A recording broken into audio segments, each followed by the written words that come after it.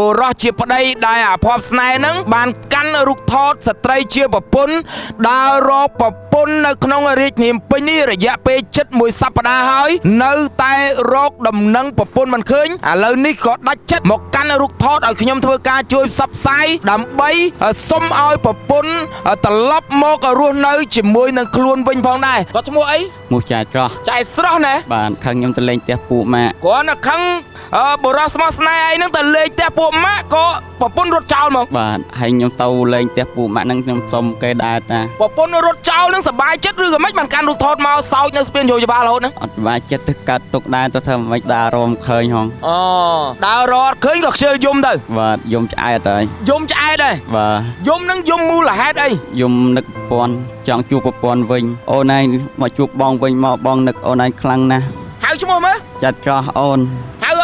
អូនស្រស់ត្រឡប់មករកបងវិញមកបងពិតជានឹកអូនខ្លាំងណាស់អនុស្សាវរីយ៍ដែលយើងរួមរស់នៅផ្ទះជាមួយគ្នាមួយឆ្នាំនេះបងចាំមិនភ្លេចទេមកនិយាយឲ្យខាងអូនស្រស់គេមើលទៅគេទុនចិត្តណាគេចង់ត្រឡប់មកវិញណាកុំនិយាយទៅឲ្យគេមើលទៅអត់ទុនចិត្តណាគេអត់ត្រឡប់មករកយើងវិញណានិយាយបាទនិយាយចេញមើលនិយាយមើលនិយាយចេញទេបាត់ប្រពន្ធមួយសោយរហូតហ្មងខ្ញុំនិយាយចេញនិយាយកើតមើលកន្លែងណាដែលចាប់ផ្ដើមអនុស្សាវរីយ៍ស្រឡាញ់គ្នាមួយប្រពន្ធដំបូងនៅក្នុងផ្ទះអំណាក់បងប្រពន្ធខ្ញុំមុនបងធ្វើការនៅក្នុងផ្ទះណាក់មុនខ្ញុំហើយខ្ញុំធ្វើការមុនបងនៅការដងហើយប្រពន្ធខ្ញុំហៅមកនៅហ្នឹងបានធ្វើការជួបជុំគ្នាអស់គ្នាទៅបាននៅហ្នឹងអស់គ្នាទៅហើយនៅមួយគ្នាបានមួយឆ្នាំហ្នឹងនៅក្នុងផ្ទះណាក់ហ្នឹងហើយរួមរស់ចាប់ផ្ដើមស្រឡាញ់ប្រពន្ធនៅកន្លែងណាស្រឡាញ់ប្រពន្ធអើយគេធ្វើការនៅក្នុងផ្ទះណាក់គេមកហៅខ្ញុំ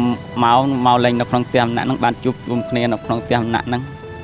អូនឯងមកជួបបងវិញមកបងនឹកអូនឯងខ្លាំងណាស់បងចង់នៅក្បែរអូនឯងរហូតបងចង់ឲ្យអូនឯងទៅណាទេខ្ញុំហ៊ានច្បត់ថាខ្ញុំអត់ឆ្មោះឲ្យផ្ទះបាញ់ងាប់ចាស់ហើយមកស្បត់អុយលេងមកផ្សាយព័ត៌មានចំពេលឈរក្បែរសវណ្ណនាទីផ្ទះមកភងអីដោយទាំងងទៀតខ្ញុំដើរហូបចុកទេថាខ្ញុំដើរទៅលេងមាត់ជល់ចឹងថាហើយខ្ញុំឲ្យគេមកឡប់មកវិញខ្ញុំឈប់ហើយចុយលេងនឹងតែលេងមាត់ជល់ទៀតខ្ញុំអ្នកជល់មាត់ទេពួកជល់មាត់ទៀតបាទចុយផ្សាយចឹងតិចបលីចាប់យ៉ាងទៅខ្ញុំអើយជល់ងាត់ទេយូរជល់ម្ដងទេខ្ញុំដើរជល់រាល់ថ្ងៃទេឥឡូវនិយាយមួយពុនមកណាសុំបបពុនមកអូនឯងមកជួបបងវិញមកបងនឹកអូនឯងខ្លាំងណាស់យ៉ាត់កើត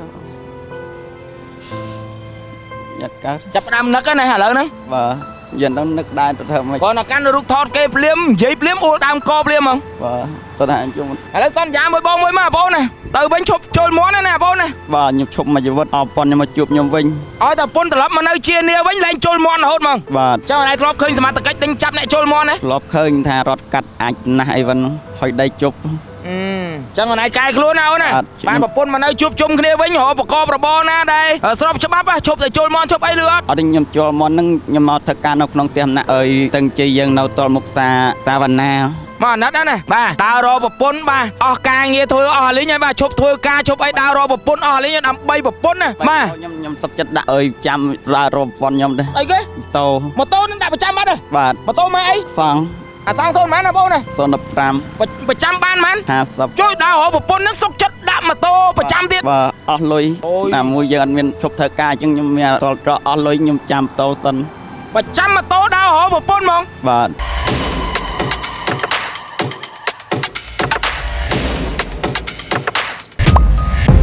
ភេសជ្ជៈបើកម្លាំង Power អនុភាពឆ្ពោះទៅភាពជោគជ័យអាហារបំពន់ស៊ីបាប៉ារីជាប្រភេទអាហារបំពន់ដែលផលិតនៅប្រទេសបារាំងមានប្រសិទ្ធភាពខ្ពស់ក្នុងការដោះស្រាយបញ្ហាសុខភាពទាំងអ្នកមានសុខភាពទ្រុឌទ្រោមនិងអ្នកមានសុខភាពរឹងមាំក៏អាចពិសាបានព្រោះអាហារបំពន់ស៊ីបាប៉ារីមានសមត្ថភាពខ្ពស់ក្នុងការការពារការកើតជំងឺមហារីកកាត់បន្ថយដុំគីរដូវមកមិនទៀងបញ្ហារោគស្ត្រីការពារការកើតជំងឺទឹកនោមផ្អែមដោះស្រាយបញ្ហាក្រពះពោះវៀនអស់កម្លាំងលហិតល្ហៃវិលមុខកោសខ្យល់ញឹកញាប់គិតច្រើនគេមិនលក់ឈឺសន្លាក់លើឈាមលើជាតិខ្លាញ់អាស៊ីតឬដងបាតនោមញឹកមេរោគក្នុងថ្លើមនិងអាចជួយសម្រួលបញ្ហាផ្សេងៗជាច្រើនទៀតទំនាក់ទំនងទិញតាមរយៈ Facebook Page ឬលេខទូរស័ព្ទខាងក្រោមបាទសូមលំអរកាយគោរពនិងជម្រាបសួរប្រិមិត្តដែលនិយមតាមដាននិងទស្សនារាល់ព័ត៌មាននៃអង្គ ភាពព័ត៌មានវិទ្យុនៅវេលាយប់ថ្ងៃទី26ខែមេសាឆ្នាំ2025នេះប្រិមិត្តបានឃើញហើយបុរសដែលជាប្តីអាភ័ព្វស្នេហ៍ម្នាក់បានកាន់រូបថតស្ត្រីជាប្រពន្ធដែលមានឈ្មោះថាស្រីស្រស់ដែលបានរត់ចោលគាត់រយៈពេលយូរថ្ងៃយូរខែដែរហើយឥឡូវនេះបុរសជាប្តីដែលអាភ័ព្វស្នេហ៍ហ្នឹងបានកាន់រូបថតស្ត្រីជាប្រពន្ធដើររកប្រពន្ធនៅក្នុងរាជធានីពេញនេះរយៈពេលជិត1សប្តាហ៍ហើយនៅតែរកដំណឹងប្រពន្ធមិនឃើញឥឡូវនេះក៏ដាច់ចិត្តមកកាន់រូបថតឲ្យខ្ញុំធ្វើការជួយផ្សព្វផ្សាយដើម្បីសុំឲ្យប្រពន្ធត្រឡប់មករស់នៅជាមួយនឹងខ្លួនវិញផងដែរមកបុរសស្មោះស្នេហ៍ឥឡូវអាចជំរាបបន្តិចបានទេបុរសស្មោះស្នេហ៍ឈ្មោះអីដែរបុរសស្មោះស្នេហ៍ មុះញ៉ា អាយុប៉ុន្មានអីបុរសស្មោះស្នេហ៍ 31ធ្វើការអីដែររាល់ថ្ងៃ ធ្វើការនៅក្នុងផ្ទះម្នាក់ អាចប្រាប់បន្តិចបានទេរូបថតដែលបុរសស្មោះស្នេហ៍កាន់នៅក្នុងដៃនឹងឈ្មោះអីហើយត្រូវជាអីជាមួយនឹងបុរសស្មោះស្នេហ៍ដែរ ប្រភពយា គាត់ឈ្មោះអី មុះចាច្រោះ ចៃស្រស់ណា បាទ ស្រឡាញ់គ្នាបានប្រហែលឆ្នាំហើយ 1 ឆ្នាំ រួមរស់នៅជាមួយគ្នានឹងជាប្តីជាប្រពន្ធដោយបានរៀបអាពាហ៍ពិពាហ៍ឬក៏សែនព្រេន បាន អីគេ បានរៀបចំ អីគេ វា អាចប្រាប់បានបន្តិចបានទេថ្ងៃដែលប្រពន្ធរត់ចោលនឹងមូលហេតុអីបានប្រពន្ធរត់ចោល ខឹងខ្ញុំទៅលេងផ្ទះពួកម៉ាក់ គាត់នៅខឹងបុរសស្មោះស្នេហ៍អីហ្នឹងទៅលេងផ្ទះពួកម៉ាក់ក៏ប្រពន្ធរត់ចោលមក បាទហើយខ្ញុំទៅលេងផ្ទះពួកម៉ាក់ហ្នឹងខ្ញុំសុំគេដែរតា ប្រពន្ធរត់ចោលនឹងសប្បាយចិត្តឬក៏មិនបានកាន់រូបថតមកសោចនៅស្ពានយោយបាលរហូតហ្នឹង អត់សុបាយចិត្តទៅកាត់ទុកដែរទៅធ្វើមិនដែររមឃើញហង ដើររត់ឃើញក៏ខ្ជិលយំទៅ បាទយំឆ្អែតហើយ យំឆ្អែតដែរ បាទ យំនឹងយំមូលហេតុអី យំនឹកប្រពន្ធចង់ជួបប្រពន្ធវិញ ឥឡូវមានអីនិយាយទៅកាន់ប្រពន្ធនេះគណៈពេលដែលខ្ញុំកំពុងតែផ្សាយនេះ អូនឯងមកជួបបងវិញមកបងនឹកអូនឯងខ្លាំងណាស់ មើលកាមេរ៉ា អូនឯងមកជួបបងវិញមកបងនឹកអូនឯងខ្លាំងណាស់ ហៅឈ្មោះមើល ចាត់ចោះអូន ហៅអូនស្រស់ត្រឡប់មករកបងវិញមកបងពិតជានឹកអូនខ្លាំងណាស់អនុស្សាវរីយ៍ដែលយើងរួមរស់នៅផ្ទះជាមួយគ្នាមួយឆ្នាំនេះបងចាំមិនភ្លេចទេមកនិយាយឲ្យខាងអូនស្រស់គេមើលទៅគេទុនចិត្តគេចង់ត្រឡប់មកវិញកុំនិយាយទៅឲ្យគេមើលទៅអត់ទុនចិត្តគេអត់ត្រឡប់មករកយើងវិញណា មាននិយាយបាទនិយាយចេញ បើនិយាយមើល និយាយចេញទេ បានប្រពន្ធមួយសោយរហូតហ្មង ខ្ញុំនិយាយចេញនិយាយកើត ឥឡូវហៅមើលហៅប្រពន្ធមើលឥឡូវតន់ខ្ញុំផ្សាយឲ្យហៅប្រពន្ធមើលដើម្បីឲ្យប្រពន្ធគាត់មើលឃើញថា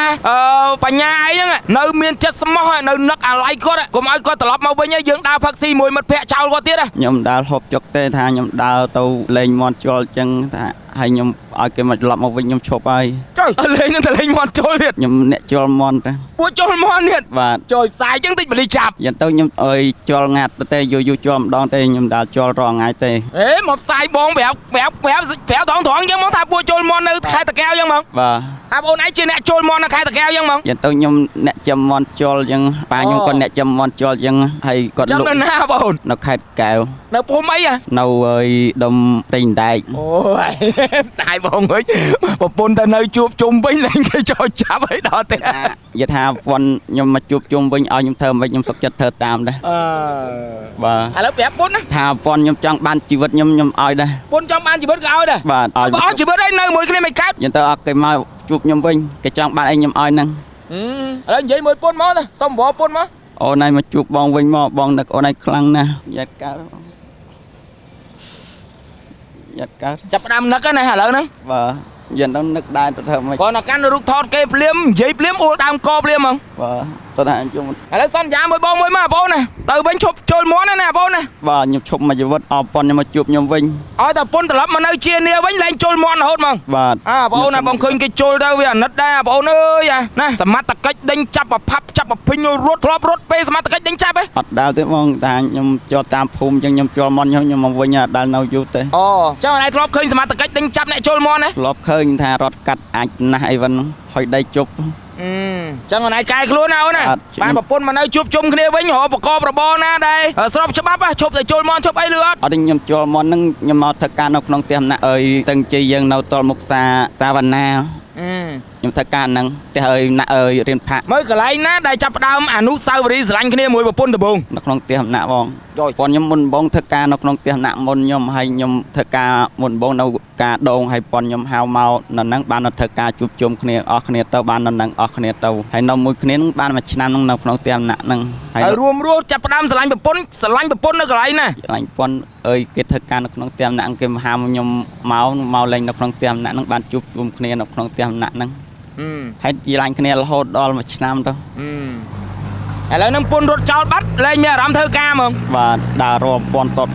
អត់មានអារម្មណ៍ធ្វើការ ឥឡូវហ្នឹងដាច់បាយដាច់ទឹកដើរកាន់រូបថតដើររកប្រពន្ធហ្មង បាទដើ អ រ ស់អារម្មណ៍ធ្វើការលេងហ្មង អស់អារម្មណ៍មាន ចូលមន់ក៏លែងមានអារម្មណ៍ចូលដែរ មន់ឈប់ដែរមន់លក់អស់ហើយឈប់ចូល លក់មន់អស់លក់មន់ចូលអស់ដើររកប្រពន្ធហើយ បាទ អាណិតណាបងអូនណាមកហៅប្រពន្ធទៀតមកបងអូនណាស្រួលគាត់បានឃើញវីដេអូហ្នឹងទៅគាត់ត្រឡប់មកហៅបងអូនឯងវិញណា អូនឯងមកជួបបងវិញមកបងនឹកអូនឯងខ្លាំងណាស់បងចង់នឹកក្បែរអូនឯងរហូតបងចង់ឲ្យអូនឯងទៅណាទេ ស្មោះមែនអត់បងអូនណា ស្មោះស្មើជីវិតខ្ញុំម្នាក់ ហ៊ានស្បត់អត់គណៈពេលដែលងាក់ខែហ្នឹងផ្ទះពងរកាច ខ្ញុំហ៊ានច្បាត់អត់ថាខ្ញុំអត់ស្មោះឲ្យផ្ទះបាញ់ងាប់ចាស់ ហើយមកស្បត់អុយលេងមកផ្សាយព័ត៌មានចំពេលឈរក្បែរសវណ្ណធីផ្ទះមកភងអីដោយទាំងងងទៀត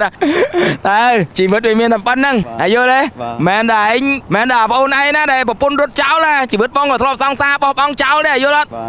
ស្នេហាវាតែងតែឈឺចាប់ចឹងហើយយល់អត់តែអាការឈឺចាប់ហ្នឹងកុំយកអាការឈឺចាប់ហ្នឹងទៅបញ្ចប់ជីវិតលឿនអត់មានសន្យាមួយបងអត់មានលេខខ្សែរួចឡើងប្រពន្ធអត់មករកវិញមកលោតទឹកស្ពានជ្រោយច្បាយបងខឹងហ៎ អត់ទេបង លឿនបញ្ញា អត់ទេខ្ញុំ គេអាចបោះបង់យើងបានតែយើងអត់អាចបោះបង់ខ្លួនឯងលឿនអត់បើ បាទតោះថាខ្ញុំនៅអារម្មណ៍នឹកគេឆ្លាញ់គេចឹង អាយុប៉ុន្មានណាបង 31 បងអូនបង10ឆ្នាំ បាទ តែបងហៅបញ្ញាអាបញ្ញាអញ្ចឹងអត់អីណា បាទអត់អីបង អរគុណណាបងប្អូនសម្រាប់ការទស្សនានិងការតាមដានព្រោះឥឡូវនេះសង្ឃឹមថាបងអូនស្រីគាត់នឹងត្រឡប់មករកបងអូនបញ្ញាវិញគាត់ថាឲ្យតែបងអូនស្រីត្រឡប់មករស់នៅជាមួយគាត់វិញជុលមន់កលែងជុលបាទសូម្បីតែជីវិតគាត់ក៏គាត់ឲ្យទៅបងអូនស្រីស្រស់ដែរតែសូហាមកបងអូនបញ្ញាវិញមកបងបង្ហាញរូបឲ្យតិចមកអាណិតណាបាទដើររកប្រពន្ធបាទអស់ការងារធ្វើអស់លេងហើយបាទឈប់ធ្វើការឈប់អីដើររកប្រពន្ធអស់លេងដើម្បីប្រពន្ធណាបាទ ខ្ញុំទឹកចិត្តដាក់អើយចាំដើររកប្រពន្ធខ្ញុំដែរ អីគេ ម៉ូតូ ម៉ូតូនឹងដាក់ប្រចាំបាត់ទេ បាទ ម៉ូតូមកអី សង់ អាសងសូនប៉ុន្មានណាបងណា 015 ប្រចាំបានប៉ុន្មាន 50 ជួយដើររកប្រពន្ធនឹងសុកចិត្តដាក់ម៉ូតូប្រចាំទៀត បាទអស់លុយ អូយ ណាមួយយើងអត់មានឈប់ធ្វើការអញ្ចឹងខ្ញុំមានតលត្រអស់លុយខ្ញុំចាំម៉ូតូសិន ប្រចាំម៉ូតូដើររកប្រពន្ធហ្មង បាទឡើងបងនេះ អូមែនរ៉ានេះលិខិតប្រចាំម៉ូតូណែការនុកថតពុននេះបងអូនបញ្ញាមកបងការនុកថតហើយមកដាក់ចូលវិញបើម៉ាស់គេឡើងខ្មាស់ណា បាទខានឲ្យជួបប៉ុនខ្ញុំវិញខ្ញុំឡើងខ្មាស់អីនេះមិនឡើងខ្មាស់ដែរខានខ្ញុំនឹកប៉ុនខ្ញុំហើយខ្ញុំចង់ជួបប៉ុនខ្ញុំចង់នឹកក្បែរប៉ុនខ្ញុំរហូតខ្ញុំចង់ឲ្យប៉ុនយន្តណាទៅ អត់ចង់ឲ្យពុនទៅណាណា បាទ ឥឡូវហ្នឹងយំក៏ឡើងខ្មាស់គេដែរ ឡើង ជប់ខ្មាស់ណា បាទខ្ញុំនិយាយទៅថាខ្ញុំអីហ៊ានចាំទេខានឲ្យជួបប៉ុនខ្ញុំវិញ តែបងអូនឯងសន្យាមួយបងអត់មានមកលោតទឹកណាលឿន អត់ទេបង បងផ្សាយឲ្យបងអូនស្រីបើសិនជាបងអូនឃើញការផ្សាយព័ត៌មានរបស់បងនេះសូមបងអូនត្រឡប់មកជានាជាមួយនឹងប្តីដែលជាបរិសុទ្ធស្មោះស្នេហ៍របស់បងអូនផងគាត់ខុសឆ្គងមកគ្រាឲ្យបងអូនអនុគ្រោះឲ្យគាត់ទៅឥឡូវនេះដើររកបងអូនការងារក៏គេប្រឈប់មកមន់ក៏លក់មកមន់ជុលក៏លក់អស់បាទហើយម៉ូតូក៏ដាក់ប្រចាំដែរដើម្បីដើររកប្រពន្ធជាទីស្រឡាញ់អញ្ចឹងបងអូនស្រីបើសិនជាឃើញព័ត៌មាននេះរួចអាចធ្វើការតំណែងមកបងអូនប្រុសវិញមកលេខទូរស័ព្ទលេខម៉ានដែរបើសិនជាប្រពន្ធចង់តាក់តងទូរស័ព្ទមកថាបងបញ្ញាអូនអនុគ្រោះឲ្យបងហើយលេខទូរស័ព្ទលេខម៉ានដើម្បីប្រពន្ធទេហ៎ យទៅលេខខ្ញុំមិនដឹងប៉ុន្មានខ្ញុំភ្លេចបាត់អស់ហើយទូរស័ព្ទខូចអស់ ទៅចាឥឡូវប្រពន្ធចង់ជានាគ្នាវិញទៅរកតាមណាបើ ឲ្យមកជួបនៅផ្ទះម្នាក់នោះខ្ញុំនៅនឹងដែរនៅបិទផ្ទះជួលដែល អូ បាទ អញ្ចឹងពេលដែលប្រពន្ធចង់ជាគ្នាវិញទៅឲ្យទៅជួបនៅផ្ទះម្នាក់វិញ បាទ កន្លែងផ្ដាំស្នេហ៍ដំបង បាទ អរគុណបងប្អូនសម្រាប់ការទស្សនានិងការតាមដានសង្ឃឹមថាបងអូនប្រុសគាត់នឹងរកឃើញប្រពន្ធរបស់គាត់វិញដើម្បីរស់នៅជួបជុំគ្នាវិញផងដែរអរគុណបងប្អូនសម្រាប់ការទស្សនាមានចំណុចណាខុសឆ្គងសូមមេត្តាខន្តីអ្វីទៅឲ្យខ្ញុំទាំងអស់គ្នាផងមានអីសូមទោសបងប្អូនជាលើកចុងក្រោយ មាននោះ សូមទោសបងប្អូនមួយទៅ អរគុណ សួរនិយាយខុសឆ្គងហ៎ ចាស់ទេ ហ៎ ចាស់ទេបង អរគុណបងប្អូន